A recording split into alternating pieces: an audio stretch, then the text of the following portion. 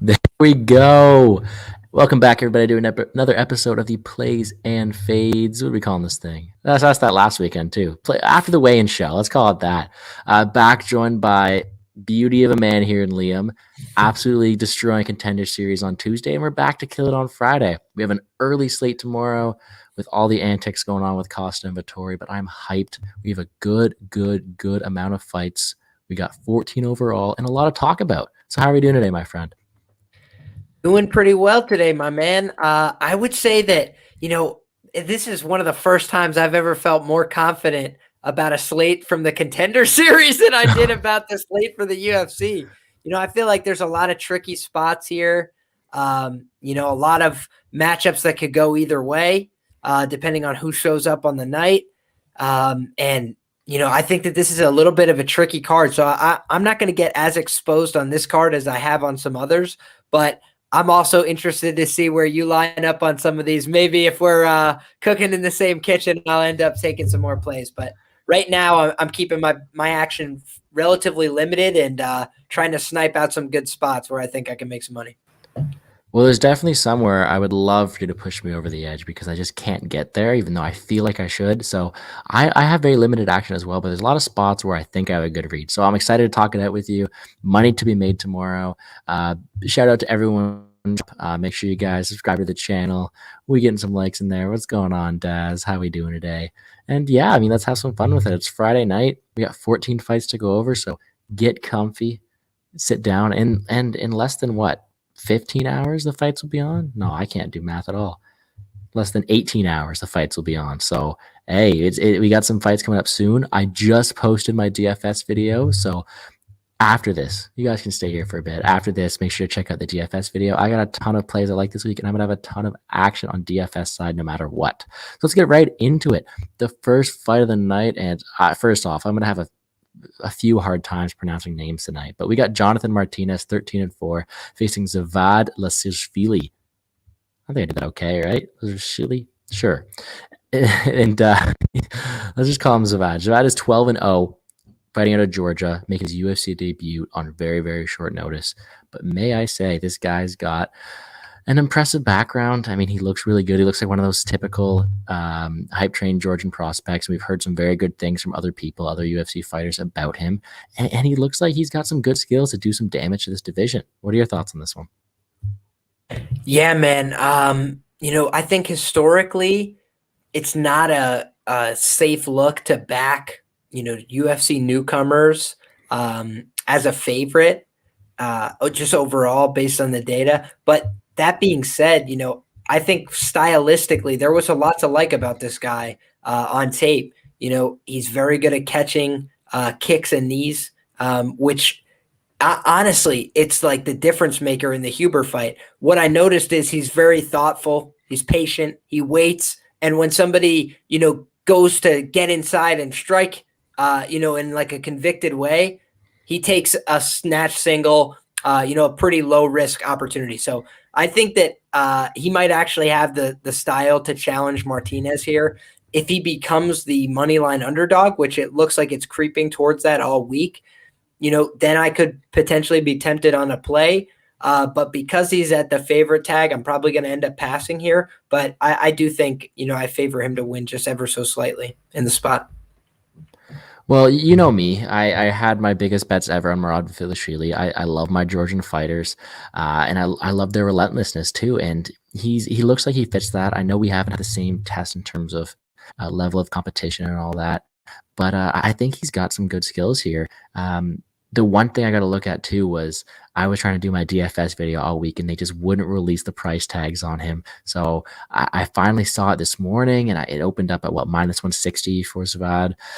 And that was a bit questionable. I didn't want anything at all. And the more it's creeping down, the more tape I watch is like, I want my action on this guy. Like I have no plays yet because I think the money line is still coming in. The money is still coming in on Martinez. But I want to back Levad all day, especially if he's at the underdog price tag. I think he's going to fight for your money. I think he's got that relentlessness. He's got that fight IQ and that patience.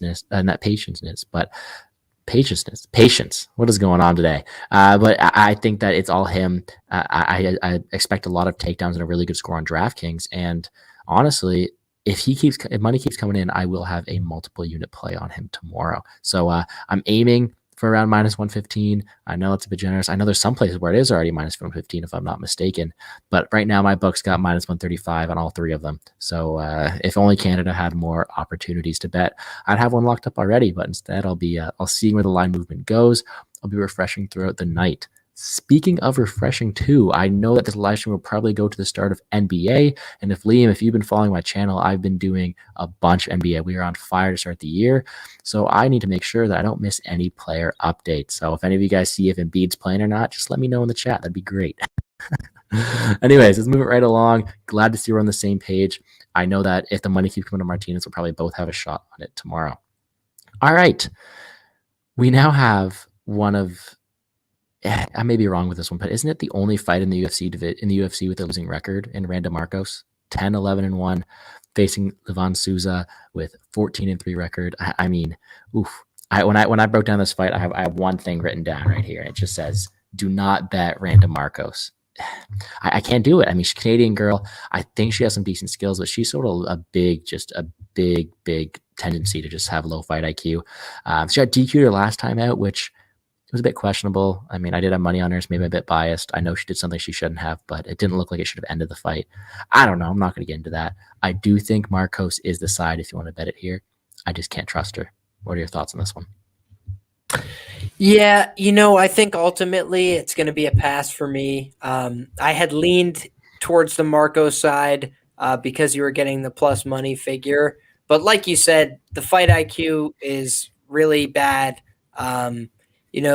I don't think that the age gap is as significant and pronounced in WMMA, but I do think that it is, a potential factor in this fight. Randa is kind of aging out of the sport a little bit. And what I will say as well is, I had a hard time getting a read on what Souza's really good at because she kind of struggles in all positions and doesn't always seem comfortable. But I will say that she looks to be the most comfortable and seem the most dangerous from the guard. And, I think if this is predicated on Randa Marcos taking her down, which, I think is probably the case, that's actually kind of sketchy for me. I feel like Randa Marcos, and I mentioned this to, the guys on stream. I don't know that they were with me on this, but I just feel like Randa Marcos is like always live to get classic armbar from guard in a foolish way. From a fight IQ standpoint. So that's to me the concerning thing about like any win predicated on Marco's extended grappling success. But, I also think that she probably does have the control grappling upside, but, just if she's going to be in a position where she can make a costly mistake against a younger fighter, it's just not a position I want to have action in. Yeah, and I mean, the way I look at it too is I do think that Souza is one of the worst fighters she's fought in a while. I mean, going from Gadelia, Nunes, Dern, Murata, Marina Rodriguez, it's not a good look. I mean, if anything, it's tempting me to bet on her because I do think she goes out there and gives that lesson. But I thought that last time out too, and I don't want to lose more money on Randa Marcos. I don't want to be that guy to be betting on Randa Marcos and pay the price for it. So it is going to be a pass for me as well. It's just going to be an ugly one, I think. I'm hoping it's going to be an absolute banger, but we know what we're getting when we get a Marcos fight. So I'm cheering for her. I really am cheering for her. So is someone I really like to fade in the UFC, but I don't know if it's going to be Marcos I do it with. So I'm cheering for Marcos this weekend, get some nice little Canadian cheering for in there, but no action for me on that side. So we're just going to move right along. I mean, there's a lot of fights to get through. So it's I think that we don't waste much time on that one. And we go on to the fight where I have my first action of the night. All right, I'm excited to hear what you got to think about this one. But Jeff Molina, 9-2. Daniel Da Silva, 11-1. And I've been calling Da Silva Lacerda all week, so it's messing me up in my notes. But you're muted, my friend. I said he's listed as both everywhere that I was looking. So, I don't know what to make of that either. I think you're good either way. All right, perfect. I'm just going to go with Da Silva because he wants it to be that. But I do think that this guy's live. I mean, my bet's not on that. So there's no spoiler alert for it. But I was going to let you break it down before I tell you what it is. What are your thoughts on this one? Yeah, I didn't get to watch as much of the tape on these guys as I would have liked to. I think that overall, I wouldn't be comfortable laying Molina in this position, based on his last performance. Or I wouldn't be thrilled about it, let's say, because I'm paying now at this point, what's the best market price? Minus 150. And what it seems like to me is that the sharper books are reflecting, a little bit more respect towards the De Silva and Lacerda side on the money line. Whereas you see some of the more retail books, hanging a steeper price on Molina, probably because he's been, a shorter parlay piece for people this week. And so I think the narrative of this fight is that Molina is going to take over the fight down the stretch. And that's definitely possible. But he also could get swarmed early. I thought that he had a competent performance last time out, but again, it was like what grading against what level of competition, the China PI, which hasn't had a ton of success thus far to look at in the UFC. And, granted, they could have tons of success moving forward, but just based on what we've seen, not producing world-class fighters. And so, I just think that this presents an interesting challenge. We often see people that are a little bit untested from the Brazilian regional scene, and I've been making a lot of money on them on these Contender Series fights. So I think that they can deliver the goods, especially when they're coming into these fights on short notice, things like that. When they, might be able to skirt past USADA or get one in the books before USADA catches them. I think all of those are interesting factors here. So yeah, I would probably be going dog or pass if I was to touch a money line in the spot. But admittedly, this is one of the fights that I looked into the least.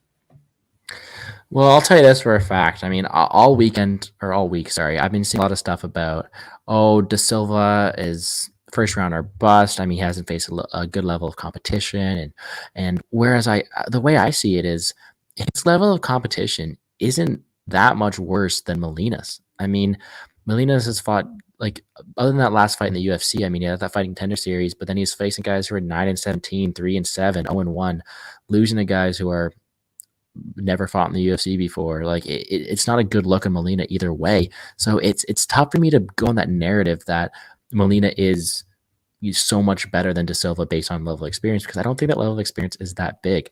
Granted, De Silva hasn't faced many guys either, so it's that one's tough to see. But everything I see from Lacerda or De Silva is just great. I mean, he's very, very relentless, tons of aggression, swarms them early, and his fights have never gone out of that second round. So it's awesome for me to see, especially when I'm playing DraftKings all the time, is you have that super aggressive fighter who goes out there, gives it their all. And I can't get behind him. I just think that I need to see more from Lacerda. I need to be able to see if he can make it past that second round. Cardio is a big factor when I bet on guys. I really want to see that happen. So instead, I targeted the fight does not go to decision. And the one scare I have is Molina did show to have a decent chin last time out. But the way I see it is, if Lacerda is as good as I think he is, and he's able to live up to that UFC standard that everyone's saying, he should be able to dispose of him in those first 2 rounds. And if he can't do that, Molina is going to be able to take over in the later rounds, just like he did in that last fight where his volume just skyrocketed, right? So I do think that Molina has decent cardio and a decent chin, and if my read is correct, he'll probably take over late. And like, Lacerda's fights have never gone to decision. So when I can get plus 120 on it now, it's one of those things where I beat my line movement, I did my job, and statistically, it looks like it's going to go in my favor. So I do think that it's either Lacerda early or Molina late, and I'm actually leaning more to the Lacerda side. If the money keeps wanting to come in on Molina, which it's not, I would take a shot on Lacerda, especially inside the distance, but the only reason I haven't is because I do think Molina's chin is actually pretty decent. That's fair enough to me, man. And yeah, I think in some of my long shot parlays, my only exposure to this fight might have been the doesn't go. So cheers. Hey, I do like that spot. It was the first bet I locked in of the week just based on fighting styles, and I just don't see it going all the way. It looks like Lacerda is going to go out there and give it his all and go out there. And I think that if he does not get that finish early on, he probably gasses out. But this is a perfect spot to gauge. I'm not going head over heels for it or head over tails for it. I'm just taking my time. 1 unit bet, plus 120. I think I got a great spot in it. I'm loving it. Let's not waste any time on that one either. Lacerda's a dog I'm loving on DraftKings this week. Again, after this video, go check out the DraftKings video. I'll be mentioning it all night long, so don't get sick of me saying that. All right, moving right along. Comma-worthy, Jai Herbert, and this one's got fireworks written all over it. Comma-worthy, kind of a glass cannon. I mean, very, very questionable chin. He's been knocked out in the first round of his last 2 fights. And the way I see it is everybody is just going to say that it's going to be first round or bust. I'm going to give him a little bit more credit. I do think it going into those later rounds, maybe round 2, round 3, but I do not see this one going the distance at all. I think that whereas everyone's crediting Herbert to get that first round knockout, you got to give Worthy some credit. My man hits hard. Herbert doesn't have the best chin either, so I just don't know which guy's gonna go. Which guy's gonna fall first? So I think that my favorite interesting play on this fight, and a play that I don't think I've ever targeted before, so it's like kind of a new way for me to target a fight, but really like this one, which is the fight ends by knockout in round 1. And it was plus 220 on DraftKings, or excuse me, on FanDuel. And I really like that price because number one, Jai Herbert to win by knockout in round 1 is like plus 360. And to be honest with you, I think that's the most live outcome in this fight. Comma-worthy, I thought that he should have beat Jamie Mullarkey, and he gets sparked in 1 punch. It's just like at a certain point, you have to throw in the towel on betting a guy. And when he's been knocked out in 7 consecutive losses, all of those in the first or second round, it's like, guys, the writing's on the wall. He's also 35 years of age. I'm pretty sure he trains out of his own gym. I don't like the situation for Comma-worthy. His wins in the UFC are over his buddy, Devontae Smith, who frankly is on hard times. They have both taken the absolute hammer from Jamie Mullarkey now. And then on top of that, his other win was Luis Pena, who, hard times for him. Good riddance. Yeah, I'm not going to say anything. Yeah, exactly. I'll leave it at that. That's a polite way to leave it. But, I don't really rate either of those wins too credibly overall. And then, the Ottman Azaitar fight went down exactly how you would have feared it would. And, for me, there's not as much urgency to wrestle. There's not good stance and posture. There's not good defensive habits. There's not good hand position. I feel like it's all, very dangerous. And I don't think Jai Herbert is like this one-shot murderer, but I don't know that you need to be. You need to touch him on the chin a couple good times. I do think that he's accurate puncher, and he's a good striker, and Jai's going to find the target, and he's going to be a little faster. So I think he's going to knock him out in the first round. I'm exposed to Jai Herbert KO round 1, Jai Herbert round 1. Jai Herbert, I think round 1 and 2 at plus 145. Jai Herbert inside the distance at plus 110. So I like Jai Herbert a lot in the fight. I wouldn't really be as interested in the money line. And honestly, I think that Comma-worthy, when he does win fights, he's normally not taking guys to decision. He's winning big. He's starching them fast. He's doing something crazy. He's submitting them. And so I think, the fight to end in round 1, if they go out there and start exchanging, neither one of these guys has an all-star chin. And so I like plus 220 for either one of them to do it. I'm over a unit exposed on that because I like that spot. I think I tracked it for 0.75, but I think untracked I have another 0.5 on that. Hey, fair play, man. You definitely nailed that one. I went more conservative. I just when the fight doesn't go as a parlay piece, just because I don't see it lasting that long. It's really hard for me to discredit someone's chin really like that much. But if we look at it realistically, Comma-worthy has no chin at this point. Dude, he's got submitted in his first professional fight, first professional loss. Every loss since has been a knockout. And it's been Paul Felder, Kyle Nelson, like guys you've never heard of. It's been Ottman Azaitar and whoever his name and Jamie Mullarkey very recently. It's like it's just a recurring theme. And, he got the jump on Devontae, just like struck first, and then kind of got beat up for most of the Pena fight and then won. So it's like, I don't know, man. I don't know. God bless him. And Jai Herbert's not the youngest. He's not a spring chicken either. But I just think that, Jai Herbert, what has he shown? He knocked down Trinaldo and was winning the fight as a plus 130 dog up until he got starched. Like, don't remind me. That was a horrible knockout. But then, he comes back and they matchmake him with Moicano, which is like terrible matchup for him. Horrible matchup for a lot of guys because Moicano, when it comes to grappling, very good. So he just took him to school. My real concern is that Worthy comes out here with his wrestling shoes and his headgear. But if he doesn't do that, I think that Jai Herbert's going to be the one to get it done more often than not. But I think that both of them swing for the fences with power in round one. And I think Jai's going to know all it'll take is me getting a couple good combinations off and I can have him rocked. So exactly. I think that Jai's going to have the game plan to win this fight and win it fast. Hey, I mentioned it in my DFS video today. I said you have to be high exposure on this fight because even though I'm super high on Jai Herbert getting it done, he's not like rock hard solid chin. Like he's been hit in the past, and we saw that even though Worthy may not have the best chin, he went out there and he starched Devontae Smith just because he was the first one to do it. I know it's just me playing scared, and you see that as all the time of me just making sure I get my bets in safe. But I do think that this fight, there's no way. Oh, I can't say that. That's me knocking on wood right there. I don't see this one going very long. I do think that Jai Herbert's the side here. I will be having him on DraftKings. But don't be surprised if you see a few of my lineups having a bit of a Worthy in there as well, just in case that surprise KO happens, just because everybody's on Herbert. That's going to be such a low-owned play. You'll never know if it can happen or not. So I am going to be picking Jai Herbert to win this one really early on, but I wouldn't be surprised.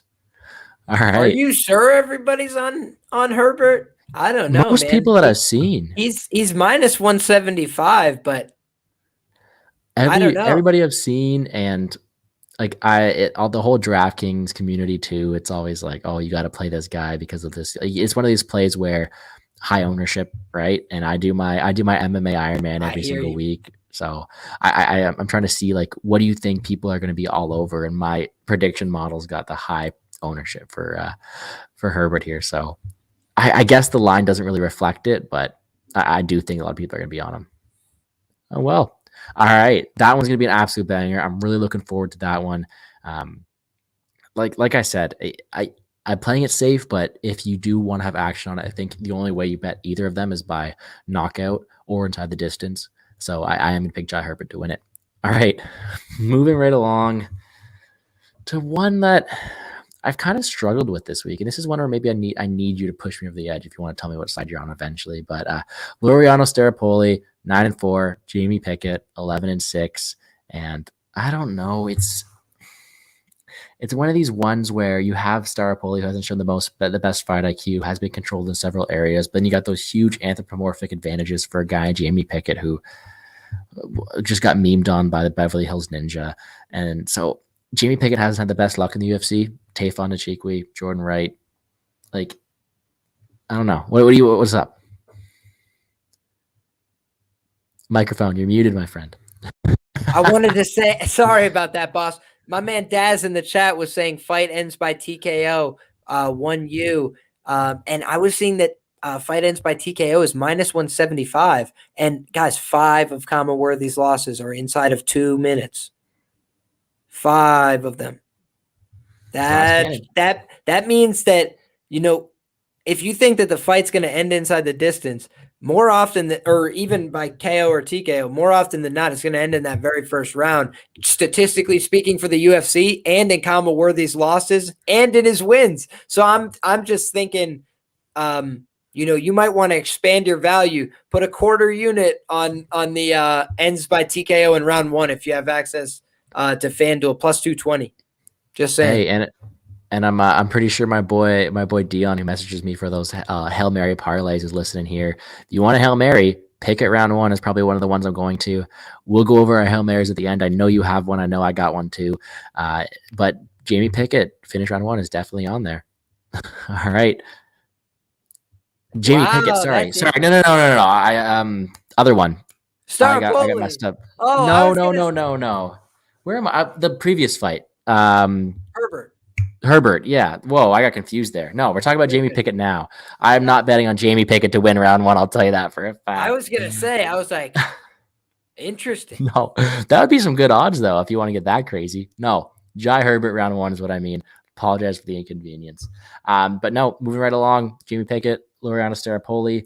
It's hard to ignore the anthropomorphic advantages for Jamie Pickett. However, he's not the type of guy to utilize them that much. I think that he does have some decent skills. He hasn't really had the best luck in the UFC facing guys like Jordan Wright, facing guys like Tafon Achikwe. Even though they aren't the best of the division, they're definitely physically opposing guys. And you got a guy in Laureano Staropoli who I think he's got some decent skills, but hasn't been able to execute them that much. I don't think he's the smartest guy either. But the way I see this one playing out is a decision. I see this one going the whole way. I don't have a bet on that yet. I do have a bet on something though. So let's hear you break it down and tell me how you think. Oh boy. Man, I think that this is a really hard matchup to read. I think that Staropoli is not all that impressive to me, but granted, he's faced, in my opinion, a higher level of opposition. But I'll also note that, he's small for a middleweight. Pickett, pretty big guy, and Pickett just doesn't do anything, which is why I'm always like, how can I get myself to the window on Jamie Pickett to not do anything? So that for me is always a concern. But I think if he ever decides to do something, he could be scary, especially, in this kind of matchup. But I also just have this feeling in the back of my head that on pure enthusiasm, Staropoli could just come out there and finish him in the first. I just feel like this guy is like deer in headlights when somebody's attacking.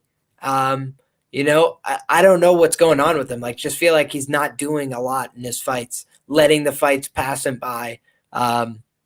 So I have no interest in betting this fight. I'm not going to bet Staropoli as a massive favorite against almost anybody. And then, I just don't really have interest in betting Jamie Pickett. I don't know what I'm seeing from him, that would justify it. Granted, on paper, he's got some things to like. It's just I feel like he could be overwhelmed by anybody at any time, based on what I've seen in his last few performances. Maybe he'll get right here. I think this is a step down in some ways, but it's also I don't know. Maybe loser leaves town. Both these guys haven't really put together a resume. So, yeah, I mean, I think that this is one of these fights where I see it going the whole way. I know that Staropoli is more likely to finish out of the two, but I don't think he's that powerful compared to guys that Pickett's fought recently. I think Pickett's, if he's able to utilize that reach, he has a good chance of even just winning a boring decision. And it's really tough for me to look at anyway. I think that Staropoli is able to close that distance and land meaningful shots, but I don't know if they're going to put Pickett's lights out. He's shown to be decently durable, but unless he's fighting Jordan Wright. But it's just one of these ones where I'm going to pick Staropoli to win. But however, I don't think the line was right. And I don't know exactly what line I got. So let me check everything before I take it out of hand. But I do have a bet on this one. As stupid as it is, I have a bet on Jamie Pickett to win by decision. I just think that's his most likely outcome. If he decides to grab the rear waist cinch and just walk him around the octagon, I will have a good hearty laugh, because Roman Dolidze didn't even need to fight him. Just walk him around the octagon. Exactly. And I see so many holes in Staropoli's game. And at the same time, if Pickett's smart, man, all you got to do is just jab him up. He's got that range. He just doesn't use it, right? And when I'm getting plus 375 on a half unit shot for something that I think is probably the most likely path to victory for the guy, I don't see him submitting him. I don't see him finishing him. I think that is most likely path to victory. Am I me away? Maybe. But I do think Pickett's the one I'm going to go with here. I have him plus 375, half a unit, just to win by decision. All right, in the chat here, what's our opinion about the Fedor the Fedor fight for Bellator? Oh, I don't know if you're a big Bellator guy, Liam, but Fedor Emelianenko is fighting tomorrow. And what is he now, 46? He's an old man. That's the problem. That's about right. That sounds about right to me. Well, I'll tell you for a fact, I have not done tape study just because you cannot force me to bet against someone who's 46 years old. I do think that people shouldn't be like, he doesn't look like he should be fighting still. If he was in his prime, of course, like Fedor in his prime was one of the best, right? So I do like him there, but I will not be betting him tomorrow. I don't know what the line is. So just to humor us for a bit, as a little break in our breaking down, let me just look what the line is. Fedor's a plus 145 favorite underdog against Timothy Johnson. Yeah, that's all I'm going to say about it. I wouldn't be betting on a guy who's that old. I hope he doesn't get hurt too bad because he is legend of the sport, right? So honestly, I been doing think tape on it. that is a absolute slopper. I wish you the. I think that honestly, either guy could win that fight. As sad as that is to say, but I think more often than not, it's a sad win for Tim Johnson. So, Yeah, that no one wants to um, see. and frankly, one that I won't be watching. Ah, I'm sorry. honestly, me I'm neither. I sorry. won't I'm either. sorry. Bellator Russia. I'm sorry. I don't. Hey, It's a Saturday, guys. It's a Saturday. It's a Saturday. It's like you got to give me a reason. At the UFC card, they gave me one reason. They're like Marvin and Paulo. There's one reason. Got to give me a reason. The 40-year-old is fighting the 46-year-old. I could see that at the bar if I stay out late enough. well, I'll tell you something right here. It is my birthday on Sunday, so I will not be watching the fights on Saturday. I'll be hanging out with my friends, going out, having a good time. So as an early birthday wish, make sure you guys are smashing that like button for me. Woohoo! Yay! All right, let's get back to some UFC action here. We have, here we go. We're into it now. Tabitha Ricci, 5-1, Baby Shark against Maria Oliveira, 12-4. Now, this is where I'm head over heels for this one. Head over heels. Tabitha Baby Shark Ricci is my parlay piece. I said it on Tuesday. I had a parlay up with, what was his name again? Who fought? Anyways, one of the guys who fought on Tuesday, Dana White Contender Series, I was all over him to win, and I won my parlay piece. And Tabitha Ricci's the one to do it for me. Good-looking girl, but that's not why we're betting on her. She is a killer on the mat, and we have a girl, Maria Oliveira, who is definitely not the type of fighter who wants to be facing Tabitha Ricci here. We've seen Oliveira quit in her Contender Series fight against Rodriguez. And in the meantime, she's going out there and padding her record, beating people who've never fought before with a body kick in 30 seconds. Doing tape study on Oliveira was painful. She's a fish out of water on her back, not very good on the ground, decent striking, but nothing that should be considered UFC level. I have no idea why she's here. And however, I may be too harsh. Maybe she goes out there and starches Ricci and I'm impressed. But for right now, what I'm seeing is I'm not a big fan of Oliveira. And that reason was that I don't think she's that good, especially on the mat. And you have a girl on top of the Ricci who's insanely capable of doing what she does best. I'm going to take her. She's my parlay piece. I have her with the guy. So right now I have plus money on her 3 units for her to win. And I'll be adding another half unit or unit for her to win inside the distance. Am I crazy or what?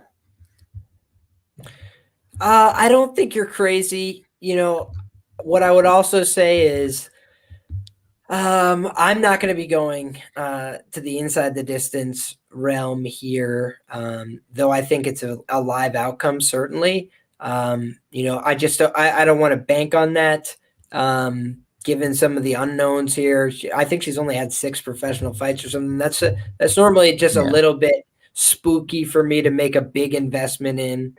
And broadly speaking, I'm more impressed by Ricci than I am by Oliveira. I think that she has like a more clear path here.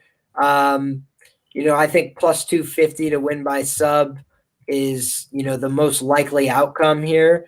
But, plus 155 is the best available price inside the distance. And for me, I'm probably going to end up passing that. But I think best of luck to anybody who's on that. If I consider a parlay, money line parlay, I haven't really seen a ton that I want a money line parlay for this card, but potentially, later on we'll discuss some potential pieces. So, maybe I'll revisit this fight in that regard, but I do think Ricci's probably going to win here. I just don't know that I want to get out over my skis that she's going to finish because it is WMMA and, at that very short price tag, plus 145, I'm like, ugh. If this goes to a decision where she beats her up for all 3 rounds, I'd feel really gross. Hey, that path to victory on the ground is right there. And maybe I'm too overexposed on this one, but I think that it's hard to ignore it when you have someone who's as talented as Ricci is versus someone who looks out of place that Oliveira is. I'm not going to overthink it. I think a fighter's going to win the fight, and I'm putting my money on it.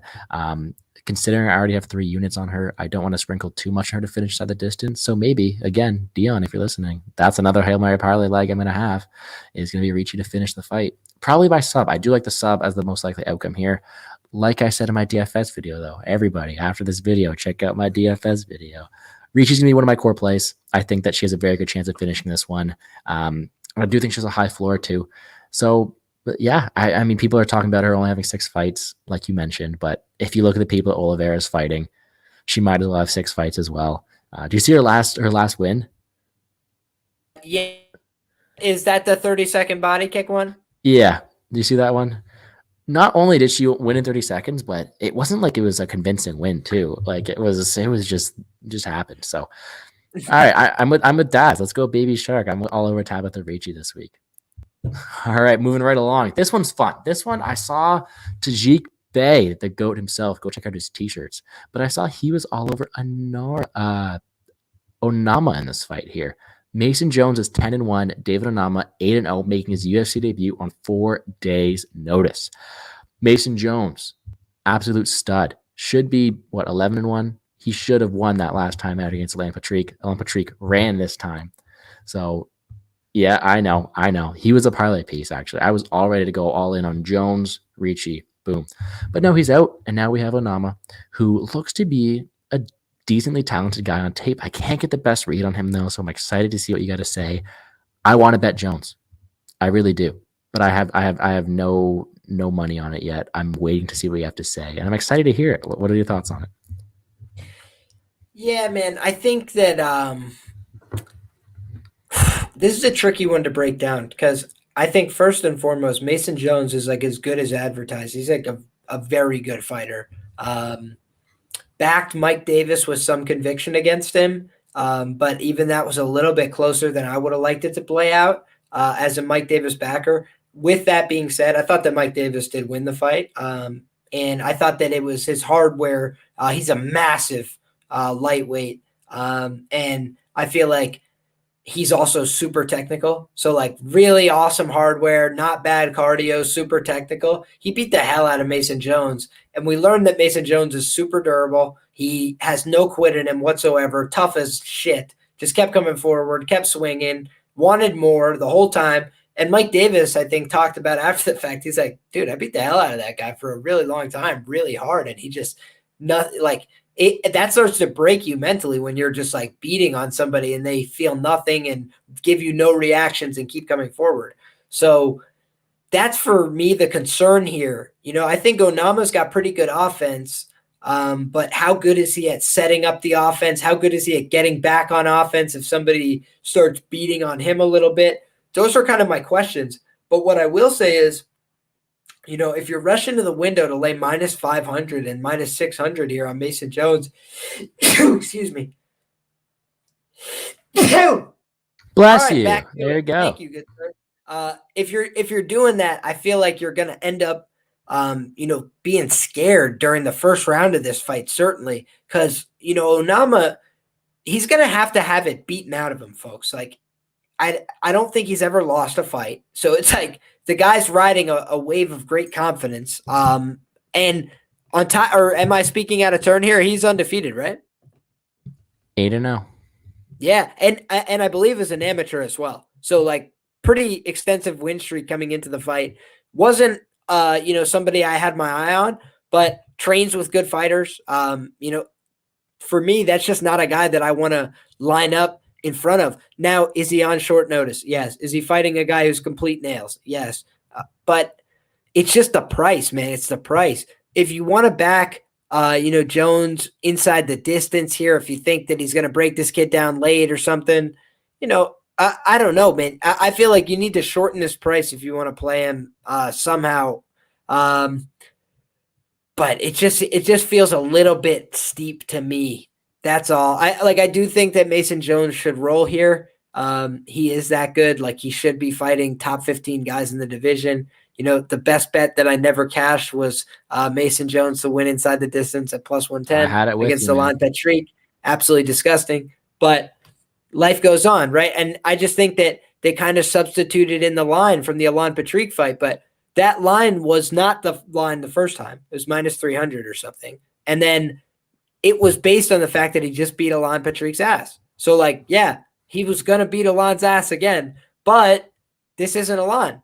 This is a younger guy, fresher guy than Alan. This is a guy who hasn't had, a bunch of lessons in why he's not the UFC ready guy and like Alan did. So it's like, this is a way different matchup with a guy who presumably has more confidence. And I just think when there's that many unknowns, it should push the line just a little bit closer towards 50-50. Whereas the current odds suggest that like Mason Jones should just kill this guy no matter who he is. And we've seen that Mason Jones, against a not top 15 lightweight and Mike Davis, lost already. So that was his debut. It was a tough one. I acknowledge all that. I was big on Davis going into it. And I was big on him against Patrick.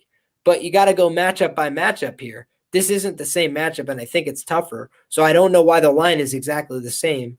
And for that reason, I think it's plus 385 on the dog, unless, what's the shortest price available right now on Mason Jones? Minus 380 on 5 dimes, maybe that's playable if you really like that. But I don't have access to that book. And so, yeah, I think for me, it's going to be broadly a pass. On Bet Online, he's minus 420. So the sharpest books aren't hanging that minus 500 number. Certainly not anymore. I think they opened him at that, and they've taken some money on the dog. So, that for whatever that's worth. I don't have any action on this fight, but I'm interested to watch it. I think that this should be a banger, and if Onama is what he looked like on tape, he's pretty talented and a winner. And winners find ways to win. It's just like that for me is something a little scary, but everybody's got to get that. That O has got to go one day, unless your name's Khabib Nurmagomedov. So maybe Onama, runs into a tough debut this time. But I think that, if he is the fighter that he looks like on tape, he's at least going to make it a war for the first 7 minutes here. So that's why I just don't want to make, Mason Jones, for everything nice you could say about him, is hittable in every fight because he's a gangster. So, how do you know somebody's really durable? How do you know they got a great chin? Well, they get hit all the time. So it's just something to keep in the back of your head. Shout out C's MMA. Hey, get yourself a mug. I know you killed that breakdown, man. This is one of those spots where, do I think Jones is going to win? Of course I do. But do I want to spend up that much? No. What do I want to parlay him when I can easily get someone I believe a lot more in Tabata Ricci at minus 220? I don't, right? It's like you got to pick and choose your spots. I do agree the line is very wide. Will I have a bet on Onama because of that? No, I don't think that Onama wins this one. I think he has some promise in the division. It's just a really tough ask for him because what's Onama's win condition here? Is he going to out volume Jones to a decision? I don't think so. Is he going to knock him out? I don't think so either. So is he going to wrestle him the whole time? I don't think so either. So it's just one of these spots where I think Mason Jones is going to take over late, break him down over the stretch. I know the volume from Jones is insane. And actually, what is the round 3 sprinkle on that? Because I think that's the only way I'm probably going to target this. I was just thinking the exact same thing. Jones in round 3 plus 900 best available. Let's see what my book on my phone's got. Yeah, I only got plus 750 on Bet365 right now, so not as good as I want. But still, I think that's probably my favorite way to target this one.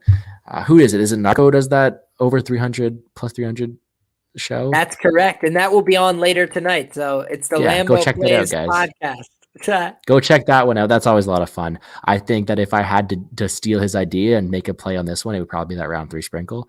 Might have a let's say a quarter unit on that. We don't know yet, but I do think that is probably my favorite spot to target this fight. Really looking forward to it though. Should be an absolute barn burn. All right, moving right along.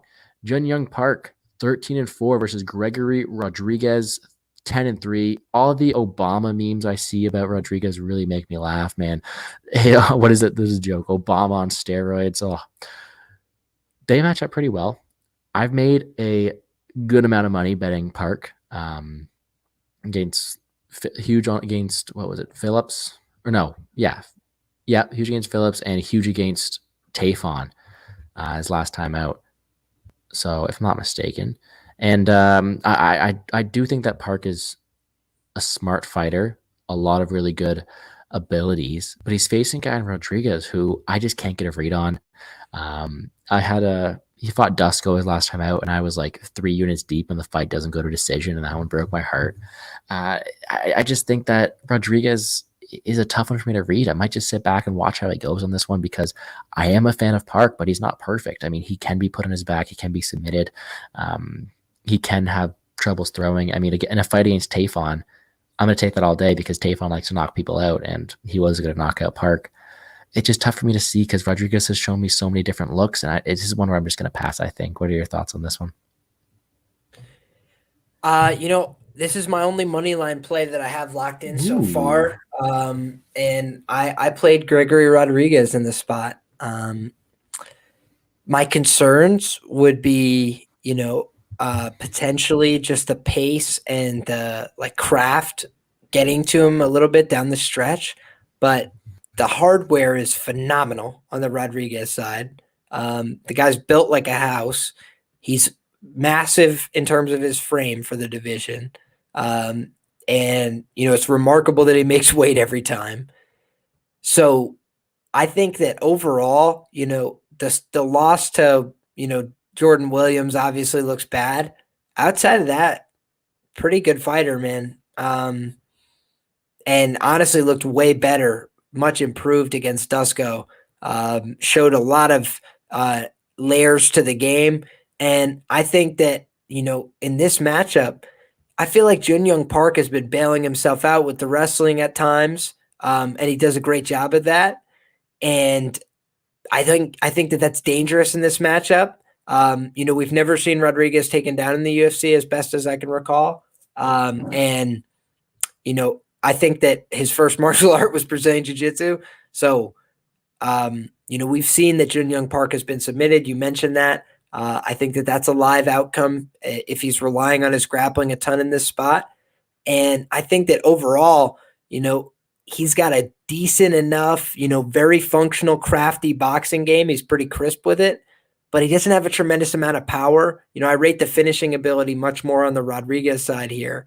And for that reason, I think that Rodriguez should probably be a -150, maybe in the spot. And with that being said, I cashed Jun Young Park in the Tafon fight as well. I thought that was a better look for him. Even the MAB fight, that's like a functional brawler in MAB versus a technical boxer. So that's, again, something that favors, Park. But I think that this is a matchup where is Park going to push a specific advantage? I'm not sure. Maybe he's going to just try and outbox him the whole fight. But I think Rodriguez probably has more power and a little bit more varied tools on the feet. And then if he tries to implement that wrestling game, it's a lot of basic step behind trips and stuff on Tafon, with all due respect. And I don't think you're going to get RoboCop with that. I think he could counter throw you if you tried that. And then, much less if you get him down. I don't know that you're safe necessarily. I think that might be an interesting scramble that ensues. And again, we've seen him submitted. So for me, it's Rodriguez or pass. But I would also say, the line is starting to get more reflective of the accurate market, in my opinion. -127 on Bet Online, -110 is the best market price. So I got -108. We'll see how it shakes. I think it's probably going to end up closing -125 or above. Hey, good line. And I think the only way I can really target this one is probably the over, which is juiced, unfortunately, just because I really like Park's durability. Rodriguez too. He showed that he was able to go into deeper waters against Dusko, even though I have no idea what that fight was. I don't really want to talk about that, but I do like Park's game. It just doesn't seem like the best matchup for him. I do like his fight IQ though. I do like his ability to switch things up and his technicality. And it's just going to be tough to switch things up against Rodriguez, who is pretty well-rounded. I just don't think Park excels enough at one thing to take over the fight. So I do like your spot on Rodriguez, but it will be a pass from me. You give me that plus money on the fight goes to decision, I'll hop on that. But the way it is right now, I'm going to pass. I'm just going to cheer for Rodriguez just for you. And we'll see. Hope he makes some money this weekend. All right. Here's what's going to happen. All right. We're gonna give a nice quick breakdown, and then I'm gonna post some NBA lineups because it's 6:30. It's NBA season and it's money making time. We have, bear with me on this one because I don't know if you saw the video yet, but I struggled with this one in the video. Nick Negomoranu versus Ike Villanueva. Nick is 10-1. Ike is 18-12. Nicole Negomerianu. Ooh, well done, my friend. Well done. I'm French. I should be able to do it, but I can't right now. We have a guy, Nick, who wrestled people to shreds on the regional scene. And then he had, 8 fence grabs his last time out? I don't know. He's shown to be very questionable and a guy that took a lot of shots and grinded out decisions. Whereas a guy, Ike Villanueva, who is the typical brawler. I don't think he's that good, but man is powerful. He's very, very powerful. He got the perfect setup fight. I'm drawing a blank of the name, but he had Ignatius Morera. Exactly, the guy with no chin at all. And he was able to get that knockout win he always wanted. But I don't know, like Ike Villanueva's path to victories. I mean, it seems to be knockout or bust for him. And even at that, he doesn't seem to be the most durable guy. I think it's very binary, though. Nick took a lot of shots in his last time out just to close a distance, and he showed to be pretty durable. But if he allows himself to be hit like that by Ike, I think Ike puts his lights out. If Nick is able to take him to the ground and execute that wrestling that he showed on the regional scene that he hasn't been able to show in the UFC yet, I think that he's able to put him out in the ground there because Ike is a fish out of water on the ground. Very binary in my opinion. I could be completely wrong, but that's the way I see it. What are your thoughts on this one? Yeah, man. I think that, this is interesting to me. The majority of tracked bets are by far on Ike Villanueva in this spot. But, I think that's just because of the price, right? And I was initially tempted a little bit towards that plus 200 line because I was like, Ike isn't that bad. He could throw some combinations, and he's a pretty durable guy for that first 7 minutes. Like, I don't know if he's just going to get starched out here. But the more I thought about the fight, the more I thought, number one, we've got a 10-year age gap on our hands, massive. We've got one guy who's fighting in the wrong weight division in Ike Villanueva, who frankly is just overweight at middleweight, with all due respect. And then we've got, on the other side here, Negomerianu. This guy is, I don't think he's like a top-level talent, anything like this, but I do think he's got a good archetypal style to beat somebody like Ike. He's going to pressure him forward. He's a pretty durable guy. We've seen him get outlanded in every fight in the UFC and not get finished. And I think that, is that a little bit of a concern in this matchup? Sure. But, Ike tends to be like first round, first 6 minutes or bust. It tends to be, he starts to fade and compromise. Granted, his record in decisions is like 3-1 or something, but that's because he gets stopped in every fight that he's going to lose. I think he's got 12 losses. 11 of them are inside the distance.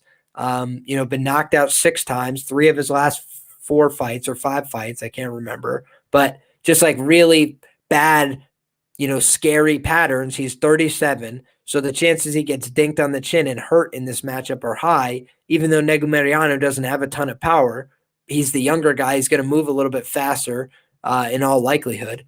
So I think that that's a concern. I think that the grappling upside is obviously on the Negomerianu side. Hasn't been able to show a tremendous amount, was able to get Kamer down towards the end of the fight. And, for whatever else you want to say about strong style MMA, they have excellent access to wrestlers. It's Northeast Ohio. They've got great wrestling talent in the area. So I think not being able to out wrestle Alexa Kamer isn't necessarily that big of an indictment. And he did out wrestle him at the end of things. He completely outpaced him. And that's another young guy. That's another fresh young contender at light heavyweight who's an actual light heavyweight. And now he's got, the blown up middleweight who's got 1 win in the UFC with, again, this is all said with all due respect. Ike would kick the shit out of me, but it's like, he's beaten 1 guy in the UFC that was like not very good. You could say the same about Negomerianu, but he's got all the upside. He's young. He's 27. He's got a whole career ahead of him. And on top of that, he's got the grappling path. So I think a fight that should be competitive on the feet after 5 minutes, plus the much younger guy, plus he's shown decent durability, even in a fight with Safarov where he gets fouled every 3 seconds. It's like, I don't think he's going to quit on himself here. Maybe he gets knocked out cold by Ike Villanueva, but I don't see it. I think that he's probably going to eventually find takedowns and submit him. That is exactly what I see too, and that's what I said on my DraftKings video. Is Nick's going to be a great DraftKings play because it is a big if. It's a GPP play, but if he's able to implement that wrestling, it's game over in my opinion. Ike is a brawler. He's not a ground specialist. So I like everything you're saying. I have no bet on it, but this is one of the spots where I was waiting. Oh, that's a lie. I do have a bet on it. What was that? 5 times he's been submitted, and including. Ooh, is that on my end? Getting submitted, no doubt. And sorry, did you lose me there for a second? I think I might have, but keep going. You're good. Yeah, basically, I was just saying, like, if you look at the price, I got to lock this in the tracker because I already played it, but plus 420 is hanging on DraftKings for Negomoranu by sub. Man, that to me strikes me as interesting. Negomoranu by sub round 2 at plus 1,600 strikes me as interesting. Negomoranu by sub in round 3 at whatever price it is strikes me as potentially interesting. I'm just saying, Ike tends to slow down tremendously. Tremendously, guys. And,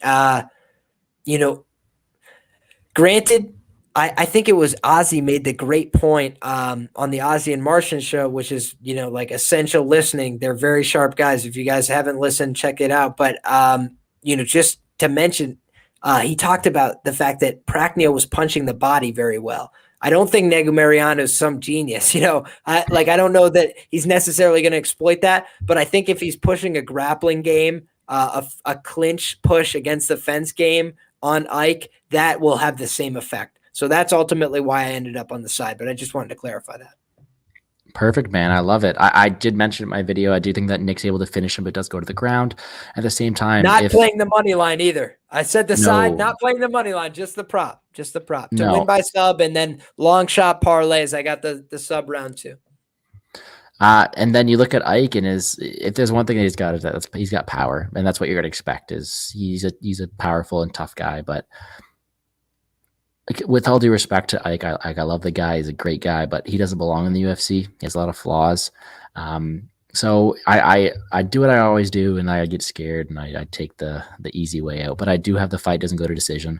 That's my second leg. I have 2 fight doesn't go decisions piled up together in the comma where they fight and in this fight plus money. Sure, I don't think either fight's making judges scorecards, and I just think that's should be hopefully a safe one, and I'm happy with what I got on it. I'm really liking that. But DraftKings, it's gonna be Nick all day. Maybe a couple GBPs with Ike Villanueva just in case he does land that killer one-shot KO. But nope, we're going with Nick here. No play in the money line either. All right, moving right along. Dwight Grant 11-3, Francisco Trinaldo 26-8. And this one's tough because if they were the same age, we'd have a much different conversation. But why don't you get us started on this one? Dwight Grant and Trinaldo fight. This is a fight that I don't have huge exposure to, and I haven't tracked any of these bets yet, but I could just be honest and disclose that I am on Trinaldo to win by sub. I'm on Trinaldo to win by sub in round 3. And I'm on I think it's Trinaldo just straight up round 3.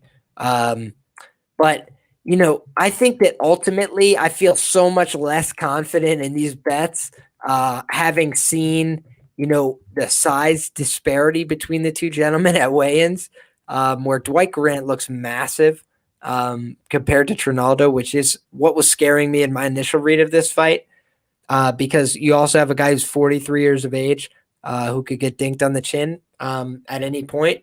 And I think it's bound to happen at one point when we're least expecting it.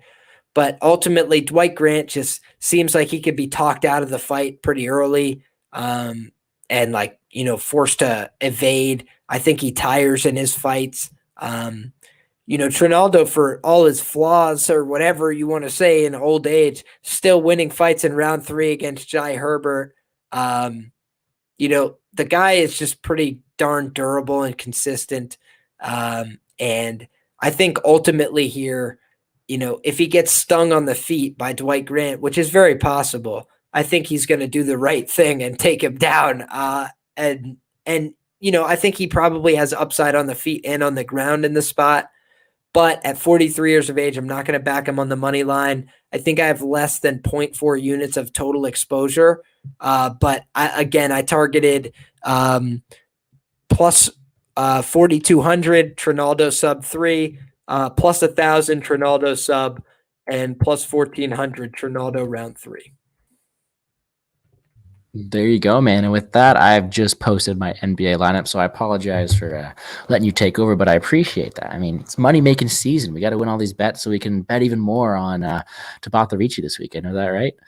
But no, I mean, you nailed, you killed it right there. It's tough for me to bet on Trinaldo being so old. I do like his fight IQ. I like his ability to switch it up, and I do think he has a more well-rounded game. It's just that youth factor for Grant, the ability to him put his lights out. Complete pass fight for me. They're the same age. I take Trinaldo all day, but I can't do it. Can't do it. I'm cheering for Trinaldo.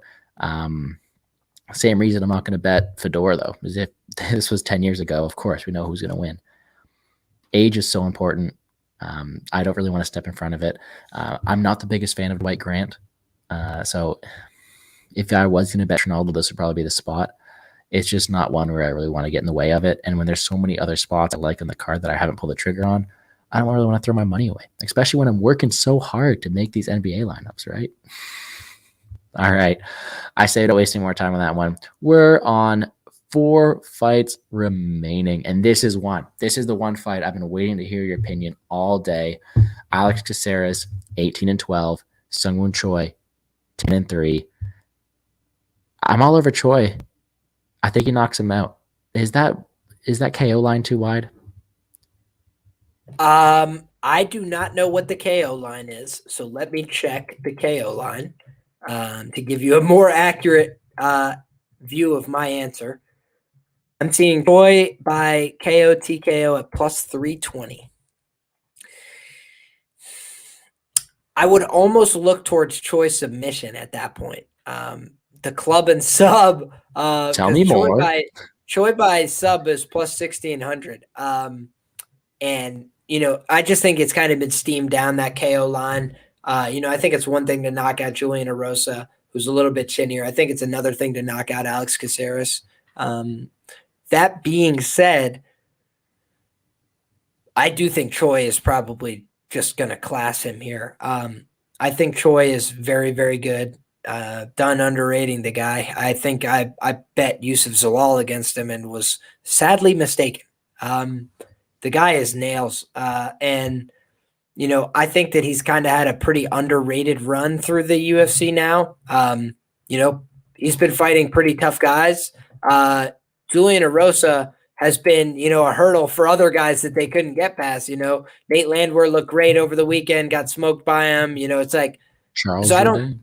Yeah. Oh my gosh. That was so gross. Don't even remind me of that fight. But losing to Gavin Tucker is like, not something I hold against you. I had a Gavin Tucker ticket when he got one punched by Dan Ige. So I get it, man. Gavin Tucker's a tough guy and a good fighter. And then, makes his debut as a plus 381 underdog against Evloev. So it's like, yeah, you're going to lose that fight. But I think he's been making gradual improvements in the grappling department as well as in the counter wrestling department. And it's been showing. I thought that Yusuf Zalal really had very little success relative to expectations as a result of that. So it was like, man, granted, Zalal never panned out really in the UFC, but still, I just thought that that was a winnable fight for him based on what I saw on tape. And then, nope, not at all. And then you see, he went to decision with Mokhtarian, and that's what makes me think the KO line being plus 320 is less tempting. But what I would say is ultimately, I think that Choi as a parlay piece makes sense to me here. Potentially, I just think that the only way he loses this fight is if he has like a low volume striking affair, which isn't like outside the realm of possibility. But I just think that what I've seen from him lately is he's kind of like putting more pressure on people and trying to like force them into counter exchanges. And I think that he could definitely create a knockout in that scenario. But I just think ultimately he's going to win the majority of striking exchanges here. He's going to have the better hardware overall choice. So I think that he's going to win the matchup. But I don't know that I'd get involved on the KO line personally. Well, he's definitely my cash play for DraftKings this week. I do think he wins this fight pretty convincingly. The reason I was looking into that is if you look at the level of competition that Alex Caceres is facing recently, Kevin Kroom, Austin Springer, Chase Hooper, Steven Peterson, he's facing guys who like aren't knockout punchers, and Choi's going to have the most power out of everyone he's faced recently. I don't know. Choi's on a tear for the top, in my opinion. I just thought it was something to look at. I do like him as a parlay piece. You know what, man? The more you talk about it, the more I like it. Caceres has been looking like a really good striker against very limited strikers. That's for sure. It's just like, I don't know. I feel like the odds makers got a little hip to it. I want plus 400 on that. But I do think, it's probably the most likely or second most likely outcome in the fight. I think Choi knockout and decision are the two most likely outcomes. So it's like, get that which do you chance. rate more? Yeah, FanDuel, baby. I'll check what it's at. Hey, I don't have it up north here, so that's all on you. But I do like Choi to get it done here. Like I said, cash option today, and maybe he will be that parlay piece. I do it every single weekend. Favorite UFC play, favorite NFL play, parlay them together. The only reason I haven't done it yet is just because I already have Tabata Ricci with the Cardinals this weekend. So we're just gonna maybe just leave it at that. But Choi might be my parlay piece. If I want to get in and bet on who was I talking about earlier that I wanted to bet that I haven't pulled the trigger on yet? Oh, Jai Herbert. If I want to bet on him, I can do it there. If I want to bet on Jones, I can do it there. I do like the idea of Choi as a parlay piece. All good? There's not a ton of a lot of underdogs that are like jumping out to me on this week's card, man. You want to know what's that? Oh, go ahead. I said no, the one reason I do want to I'm looking for parlay pieces. The more I think about it is look at next week's card and their odds, man. It's so many juicy favorites. You're gonna need those parlay pieces, right? Oh my god. So I hadn't done the look ahead. What do we got? Oh, I'm looking at Bellator. I was like, man, juice. Talking about juice. These are minus 1,000. You got Blachowicz, Volkov, Makachev, Chimaev, Ankalaev, all juicy favorites. Duraev, Leon Murphy, Ismagulov, Ulanbekov. So many chalky favorites. You're going to need those parlay pieces for it, right? So. I can't wait to bet freaking Glover Teixeira, 42 years old, for all the effing units, dude. I can't wait. Bro, we're talking all day. We're talking all day about not betting against an older guy, but I don't know. He's looking okay. Dude, that's for Glover, next week, right? Glover is an ageless wonder, dude. I don't know, man. He's had a sneaky run through the division, but I feel like he just might have that one last little push in the tank. Freaking 5 minutes of hell. Take him down and sub him in the first round. Who's the guy that came in chat last week who said if they have Ov in their name, he's going to bet on them? My roommate was looking at the other day, maybe think about it. He's like, my roommate doesn't sport bet at all. And he goes, hey, I'm just going to parlay everybody with the last name Ov and see how it goes. So, no, this week, parlay pieces, I like my two don't go. And I think Troy's going to be another one. If I end up making a last-minute bet, Troy's going to be on there. No action yet, but he's the guy I'm looking at. All right, 3 fights left. Jessica Rose Clark and Joceline Edwards. Not a big fan of Joceline Edwards. Haven't seen Rose Clark in a while, and even at that, I'm not really impressed with her wins. I mean, Sarah Alpar, good for you. But no, I'm excited to see Jessica Rose Clark back. She has lost to some better people in division in Penny Kianzad and Jessica I. But then I don't know. It's just I'm rambling on. I'm struggling with what I want to say. This is one where I have no read on it at all. I add Jessica Rose Clark, but hasn't been in the cage for a while. I don't know. I'm really excited to see what you're going to say because I got to figure out what my stand is on this one. Yeah, not a fight that I'm overly enthused about, to be honest with you. You know, the Carol Rosa loss, you could give her a pass on that. Broadly speaking, on the Edwards side. Um, but I don't know, man. I don't really know what to make of this fight. I feel like Jessica Rose Clark has been a really low level of competition in the UFC. Who's her best UFC win? Paige Van Zant, like Sarah Alpar, Beck Rawlings. It's just like I don't know um, why she would be minus 200 or minus 250 in the spot. Let's say as the line was like slowly trending up towards, but it's like I just feel like Tajik was pretty convicted on Joceline Edwards to win the fight and to win it by TKO. I think that Rose Clark is coming back off a TKO, or excuse me, off a TKO, off a surgery, TKO via surgery. I think she's coming Yeah. back off a knee surgery. And that for me is interesting and potentially a cause for concern. I think if I have any exposure to this fight, it's long shot parlays, Rose Clark by round 3 or decision at like plus 100 or something. But yeah, not tremendous exposure here for me. And not really a fight that I sunk my teeth into. But, losing to Jessica I at flyweight, I don't think that's a tremendous look. The Kianzad fight, I get it. That one makes sense. And both of those were lined very closely. But so is this one, and she was a minus 160 favorite when she lost to Jessica I. I do like to look at how people perform in their odds range. And, I just think that Jocelyn Edwards, she looks bad because she got smashed by Carol Hosa, but it's like a lot of girls get smashed by Carol Hosa. So I just think she might keep this a little closer than we think. But I also think that ultimately the style matchup favors Rose Clark, who could probably bail herself out with some takedowns if it gets itchy on the feet. I do agree with Daz here. I do like the way that Jessica does fight for your money. The one thing you got to look at too is the MMA math, right? She absolutely mauled Sarah Alpar, and Joceline Edwards lost to Sarah Alpar. So instant bet? No, I'm just kidding. I have no action on it yet. I am going to edge Edwards here. I just think this is one where I got to sit back and gauge. We don't really know where Jessica Rose Clark is at. She's all over the place, in my opinion. It's really hard for me to get a read on her. So I can sit back and enjoy it. I do think she wins this one pretty convincingly. Very low DraftKings ownership. Joceline is pretty tough. She probably won't get finished.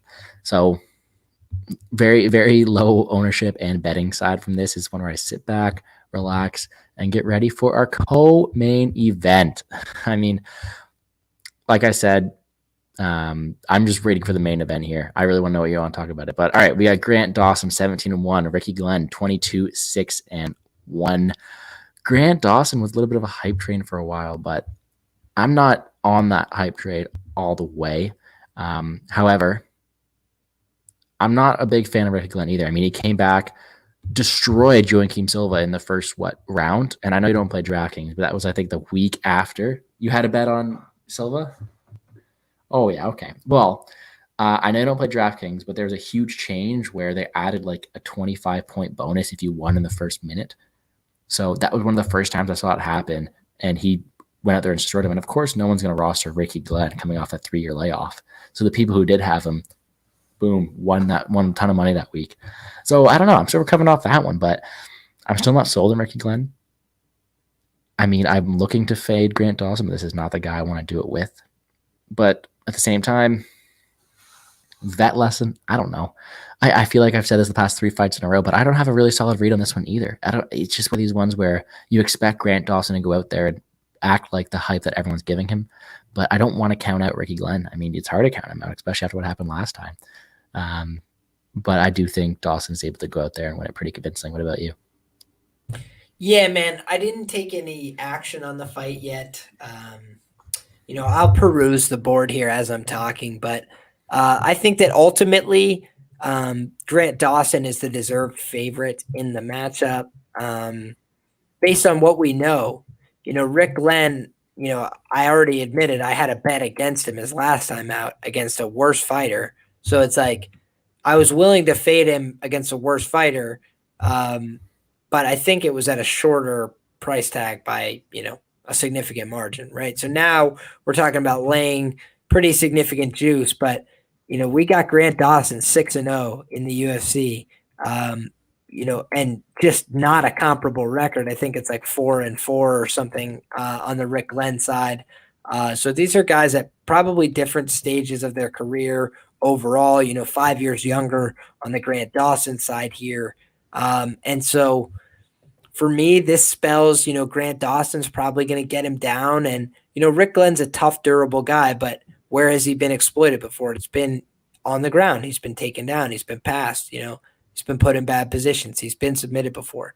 And I think that Grant Dawson, whether it's predicated on having a significant grappling advantage or just being able to create a ton of pressure and uncomfortability and ground and pound, I think eventually he'll be able to find a submission or a ground and pound finish and take Rick Glenn out of there. But, I do think that Rick Glenn is a tough bastard and it's not going to come easy. So it might be a round 3 type deal. The books have gotten hip to that. I cashed Grant Dawson round 3 against Leo Santos plus 100. Me too, man.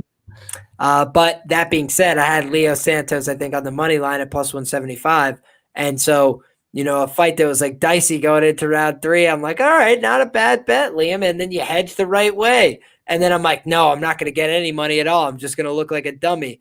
And then boink, mouthpiece goes flying with 3 seconds left. I'm like, we did it.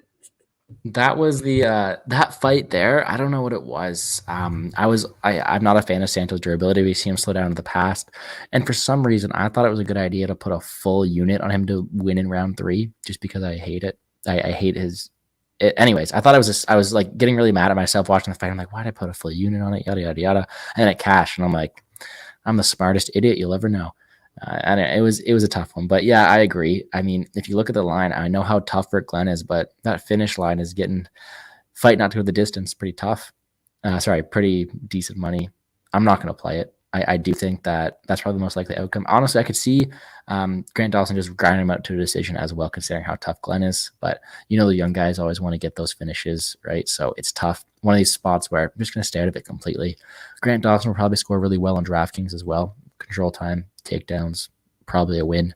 So if you want that, you can go there as well. Compared to the main event, I don't have much thoughts, because this main event is something that I've been dying to talk to you about it all week. I know that I look forward to this show every single Friday, and man, we've had some drama this week. Before I get into it, everybody make sure you subscribe to the channel, hitting the like button, checking out LiamPicksFights on Twitter, Instagram, and YouTube.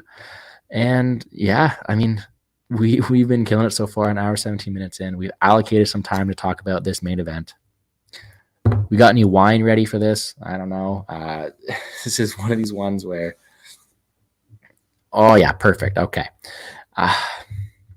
Paulo Costa, he's not getting on my good side this week. I don't like people who try to manipulate this stuff. Anyways, no matter how much I dislike what he's doing, you have to think that his size advantage or his willingness to play at that bigger weight class is going to pay dividends. I think Paulo Costa is going to be the bigger guy. I think he's going to have the physicality edge, and I think playing up at this weight class is going to help. However, he's getting a tough matchup because his whole win criteria is based on him finishing Vettori early on, in my opinion. If he's going to have that extra weight, if he's going to have those extra pounds on, it's going to be taxing on him in the late rounds. I don't think he makes it all 5. Again, we've had 3 main events in a row go all 5. Yeah, well, it's tough because I feel you on that one, bro. I think that if Costa wants to win this one, he wins it early on. But he's facing a guy Vettori who's ridiculously tough, known to bring people into deep waters, and win it out in the later rounds. So I think that if you're Costa, it's really smart for him to put on those extra pounds, because you get that extra power and you get that ability to take out Vettori. Because I think that if they're fighting at cutting weight, he's losing his biggest power and advantage of the division, is that is his size and physicality and power. The problem is I don't see him putting out Vettori. So I'm sitting here wanting to bet on Costa at plus 170 because I think that he'll be the bigger guy, stronger guy, and have the ability to win some of those exchanges. I just can't bring myself to do it because that whole win depends on putting out Vettori, which I don't see happening. What are your thoughts on this one? Man, just wanted to point out real quick before I forget, because I just saw it. There is a negative synthetic hold right now on the Grant Dawson and Rick Glenn fight. You can get Grant Dawson at minus 390 and Rick Glenn at plus 400. So if you line shop appropriately there, you can create a negative synthetic hold on that match. Just wanted to let you guys know. Now, moving forward, I think that this is a really tricky matchup, man. I've been trying to write my Roto Grinders preview for this all day. And, I've been erasing the page and starting over. It's like, where do you begin with this matchup? Last week you got Marvin Vettori expecting to have a fight at 185 pounds against the number 2 guy in the division. And now he's since Wednesday agreed to a 195-pound catch weight, 205-pound fight. And that's where they ended up, right? That for me is a massive red flag, on this matchup overall. It makes it so hard for me to get a good read here, because you have to think that Marvin didn't know about this, which means Marvin was probably being a professional, which means Marvin was probably 200 pounds or below. So we got one guy who's probably 11, 12 pounds heavier. Then another guy who's trying to eat his way back up in Marvin, when he's just been telling his body, get rid of this, don't hold on to anything. Now he's like, no, please replenish, like whatever. And 20 pounds, to replenish is a lot. So let's say he was down to 195, now it's like, get back up to 205. He's going to be able to do it, but who's going to weigh more? It's like, obviously Costa's going to weigh more, on fight night. He looked bigger in the back. He looks wider. You can look on paper, the measurables say they're about the same size. But I think that just like you can judge somebody by their width and by how thick they are and by how dense they are. And, Costa just looks like the bigger guy here. And man, this is for me, a weird one, because I don't think that Vettori's easy to finish. But I do think he's gotten tagged before. I think Holland touched him a little bit and he didn't like it. I think, even Jack Hermanson, I want to say it was in that third round, started touching him up a little bit with just like jabs and reckless pressure, and like Costa, I know that we all want to hate him now because he's a piece of shit, but it's like, He's smart. this is cage fighting, guys. Pieces of shit win every Saturday night. It's like, just by the by. So I think all things considered, Costa probably got himself a considerable advantage here, unless there's a reason he can't make the weight. And that's the thing that's the hardest to know. It's like, what if Costa's injured? And that's why he physically can't make weight. Because truth be told, he looked good on the scale. I don't know who's going to say otherwise. Like, the guy looked pretty good on the scale for 205 pounds. Like, he would have fit right in. If you were like, he's fighting instead of Negomoranu, you'd be like, wow, what an improvement. He's fighting instead of Ike Villanueva. Wow, that guy looks way more like a real competent light heavyweight. About Paulo Costa. That's the truth. Marvin Vettori, granted, looks big and muscular. I just don't think he looks as thick. And I think that could be a problem here. I think people don't know that Paulo Costa has a grappling background too, and I don't think he's as good as Marvin Vettori, and I don't know that he's as disciplined with his training as Marvin Vettori. But, honestly, I was disappointed and surprised by Marvin's inability to finish Kevin Holland. Now, granted, I was disappointed with Derek Brunson's inability to do so as well, because they both had a lot of opportunities. But, Kevin Holland, for all his faults, has really good submission defense. But I think that Marvin's a pretty slick grappler. I do think he'll be able to find some takedown looks, especially as the fight goes later. But that's if the fight goes later. It's like, it's going to be a lot to handle that big man, 205 pounds of Paulo Costa. And neither one of these guys has like an exemplary UFC resume, truth be told, and that's the sneaky thing about this fight. You go back and look, I was like, who is the best win for Marvin Vettori? It's Jack Hermanson, or it's Carl Roberson, or it's like, there's not a bounty to choose from, guys, truth be told, or it's Andrew Sanchez. It's like, he's like the only guy who didn't knock out Andrew Sanchez that beat him. Like, he doesn't have a ton of power. I don't know what he's going to use to keep Paulo off of him. He's got a decent jab. He's probably got better craft and head movement. But, again, for all his faults, Paulo's going to punch the body. He's going to kick the body. I think that he's going to have some success doing that. I think that his power shots will be landing early. And so the question is, how durable is Marvin at 205? And the answer is, I don't know, and neither do you. Hey, I'll tell you this right now. If I'm going to bet anything, and I've been looking at it all day, it's going to be Paulo Costa inside the distance, which is weird because I talk about it all the time about how Vettori's tough. When I bet Jack Hermanson last year, it was by decision because I don't think he was finishing Vettori. I don't know.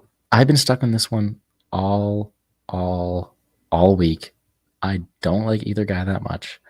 I think that no matter how unlikable what Costa is doing is, it's probably smart because this is probably the best way you're going to win the fight.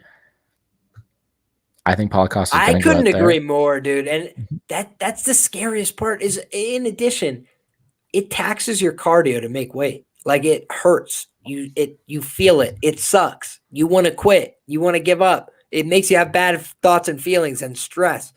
And he just didn't do it. He just was like, I'm not doing any of that. He cut 6 pounds since Wednesday. Exactly. That's not cutting weight. That's just showing up. That's just, he got a couple workouts in. He didn't eat dinner that day before he walked out onto the scale. It's just ridiculous, man. I think that Paulo Costa gamed the system here. And I think Vettori's arrogance may lead to his downfall because he said, I'll take it at this fight. I'll take it at this weight. And, I want to just credit, Magic and Andrew as well. They had Damon Jackson, UFC featherweight, on their show. And, Damon was like very convicted on Marvin. He's like, no, this guy broke already. You can't even make the weight. Like, he's quitting in advance of the fight. He's got 10 excuses. I can't make the weight class. We got to move it up to.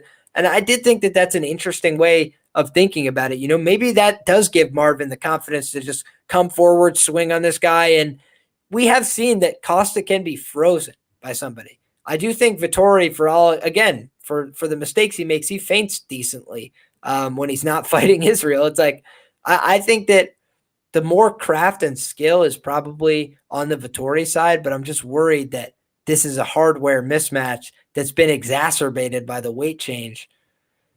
So it might end up being a very reluctant pass for me. It might be an inside the distance play, but my problem with the inside the distance play is Marvin don't finish people. Like, he finished Carl Roberson. God bless you. It's just like, I don't know who's this guy finishing. So for me, like, the lethality in the fight is on the Costa side for sure. But if it was decision only, I think that that's a smart bet on Vettori as well, because I do think that the last 3 rounds are Vettori's here. But is he going to be alive for the last 3 rounds? That's an interesting question. Well, maybe a live entry on Vettori after round 1. I think depending on how it goes, could be sound, and I also think you could probably get that shorter price. Exactly, and I got to give a shout out to the West Belfour on Twitter. I had to look him up there. I've had a few good conversations with him this week. We don't always see eye to eye in terms of stuff because he likes his strikers. I like my grapplers. So Casey O'Neill versus Shevchenko, we had nice little exchanges there. But he's all over Costa. I mean, he's been telling everyone all week that size is going to play to his advantage, that Costa's manipulating them. And whereas I see the same amount of people saying, oh, what if Costa has an injury and that's why he can't cut weight? It seems like a whole ordeal of drama, and we're just going to leave it there. All right. Well, I mean, he did say, like, he just left it to speculation. Like, he was like, yeah, I don't know. I'll tell you after the fight. Like, I don't know, man. I can see why it rubs everybody the wrong way, but that's not a reason to bet on somebody. Exactly. All right. Well, that's going to do it for us. An hour and a half in. I appreciate you as always for crushing these slates with me. And now, before you guys go anywhere, make sure you guys are checking out the DFS video, and more importantly, checking out the Contender Series with us on Tuesday, because we've been killing that. We have so much more bankroll because of those Tuesday. What do? We went ham on Tuesday. And I don't know if you saw my video yourself yet, but I gave you a nice little shout out there. And I'm telling you, man, we have 2 weeks left and we're going to crush it. I'm very excited, man, to get back to it on the Contender Series as well. Like you said, we got 2 more episodes left. And, so far, so good. We've done, I think it's 8 streams together now without missing. So we've been profitable on the picks we've given you, 8 streams in a row. Take that to the bank. And on my tracked bets personally, because I know there was the 1 week I missed on tracking, but every other week, 7 weeks tracked profit on these Contender Series events. The most recent one, guys, I'm scrolling down to it right now, plus 13.48 units for me on the tracked side. And guys, that was a 102% ROI on the event. So absolutely crushed the Contender Series on Tuesday. Happy to do so. Not seeing as much that I love on this card. That's why I haven't hammered as much. If I see stuff I love, I'll play it. If you give me Johnny Parsons plus 250 and then plus 310 and he'll be my new Chad and Hellinger, that's fine. But what I'll also say is this. I think that this is a tricky card. A lot of fights, so pick wisely. Choose your spots sparingly. Don't go all over the place here. Try and, exploit your advantages and don't get sucked into betting on every bad matchup on this card. Because frankly, there's just not enough data on some of these matchups. There's not enough interest or intrigue or degrees of separation. They're just like sloppy fights that could go a variety of different ways. So only target the ones where you have an advantage. But yeah, man, I'm looking forward to crushing another Contenders with you on Tuesday. Perfect. Tell them where to find you, my friend. You got it, boss. So you can find me on Twitter, Instagram, YouTube at LiamPicksFights. And I'm always giving away interesting free content on there, I like to think. So hope that you guys get some value from it. I also write for Roto Grinders betting previews, normally for the main event. And like I said, I've been struggling with this one, but I'm probably going to have something inked by close of business today. And by close of business, I mean midnight. So I'm going to have something before fight time for tomorrow on the Vettori and Costa fight. I'm going to revisit, just a little bit of tape and sharpen up my opinion there because, I've already written probably 500, 600 words, but I have a lot more to say. So I think it's a really interesting fight. Looking forward to breaking that one down. Hope you guys check that out. And Scores and Odds, that's the last thing I got for you guys. I do premium picks over there. If you ever want to check out exact unit sizing, things like that on the bets that I'm placing and the ones that I'm more confident in, because I tend to only give those ones for Scores and Odds, you can check out that workout. And it's not just my stuff that you're looking at. It's access to a whole range of expert opinions, including Delphi Commish, my man who's been absolutely crushing NFL, NBA, just like my man Gordo over here. One of the multi-game players, and I'm sticking over here on my combat sports section. And all you people that rock out with combat sports, keep following what I'm doing. Liam Picks Fights. Appreciate you guys. Well, I'll toot my own horn a bit here. Crushed it NFL Sunday. We've been killing it on DraftKings as well. And I know you're not on DraftKings yet, but with 2 pay-per-view cards in a row, maybe we'll get you on there for a few. But nope, that's going to do it for us. You can find me at Gordo Gambles on Twitter or at Plays and Fades. Make sure you guys are subscribed to the channel. Hey, it's over. You guys can go watch the DraftKings video now after what Liam says. Muted. Hate that. Sorry, buddy. I was saying that I don't want to get out of here or let you get out of here without giving that long shot parlay that we promised the people. Of course. So what do you got? What's your favorite long shot or two for the people this weekend? And if you want to sub me in first, I got mine available too. All right. Well, I got mine, but Awesome. When I mean a long shot, I will have a long shot, and this is a long shot for this weekend. Okay. This is a bit up here. All right. I have main event doesn't go the distance. Sungwoo Choi inside the distance. Negomoranu inside the distance. Tabitha Ricci inside the distance. Herbert inside the distance. And Lavishvili inside the distance. $10 pays out 1.2K. That's a Hail Mary and a half. That's a big one. And my reason behind all of it is Herbert, I would bet that straight. Nick, I would bet that straight. Ricci, I will be betting it straight. I will have a bet on Zava in the first place. The only one that's kind of sketching me out is Sungwoo Choi because it could go to decision, and the Paulo Costa one. Who knows, though? What is yours? I like it, buddy. So here's what I got. I'll give a couple to the people. I'll start with the smallest of them. So if you're just looking to turn $2 into 25, a plus 1,000 parlay I got for you. KO or TKO round 1 plus 220 for the Herbert and Worthy fight. Negomoranu by KO or sub plus 100. And Jessica Rose Clark round 3 or decision plus 100.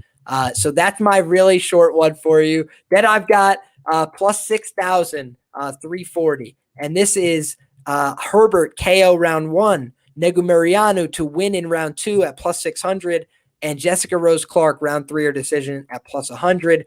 And that would be, I think it's 250 to return 161 or something.